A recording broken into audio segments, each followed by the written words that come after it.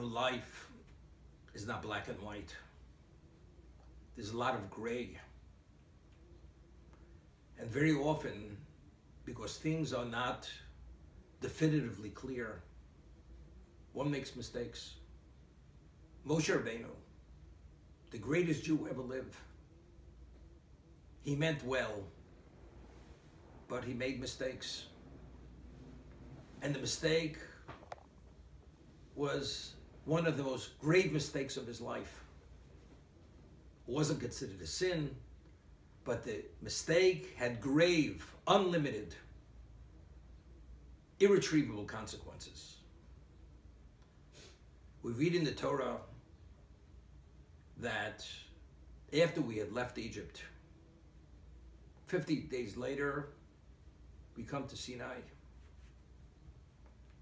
And God makes us an offer to become his chosen holy people. And it's only through accepting his law, his prescription of life, and all that entails.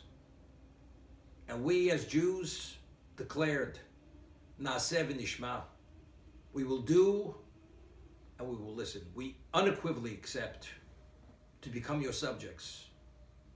God was so overwhelmingly impressed with our response, he declared to his heavenly retinue, Mi gila roza labonai, who revealed the secret to my children.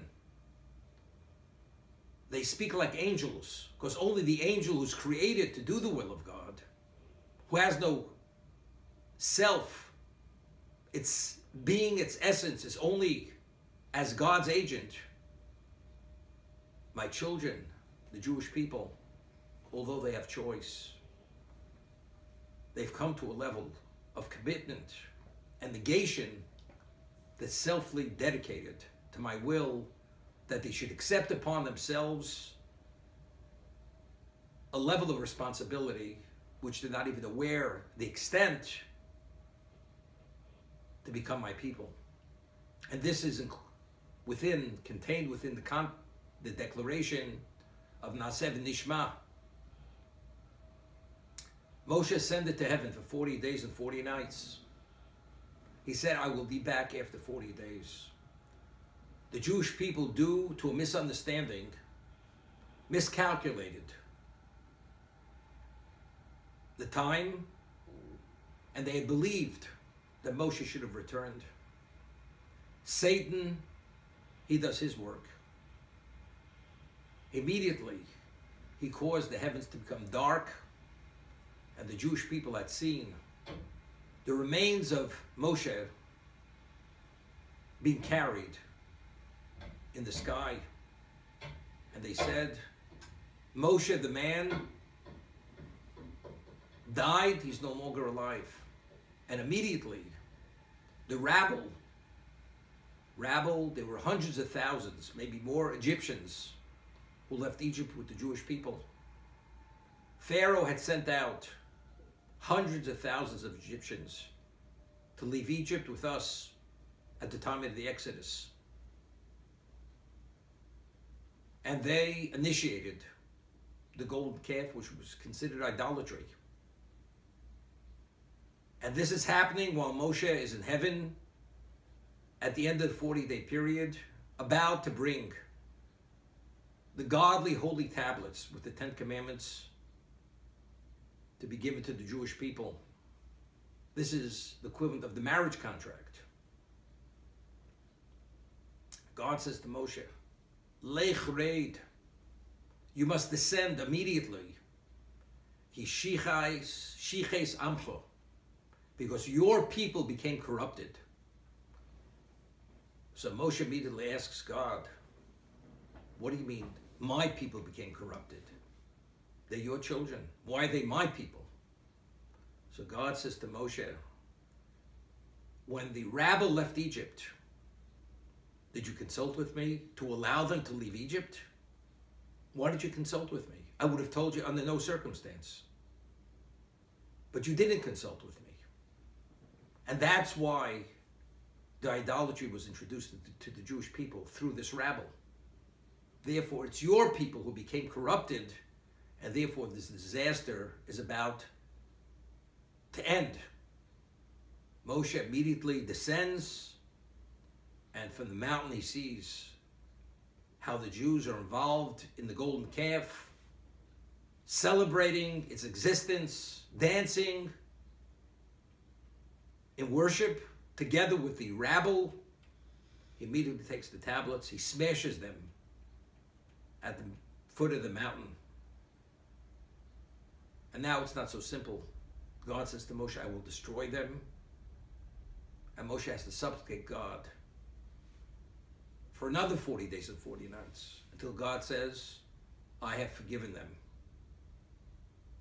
Moshe now ascends for a third 40 days for the Jewish people to be reinstated as his chosen people, and a second set of tablets are given to confirm this reinstatement of the Jewish people.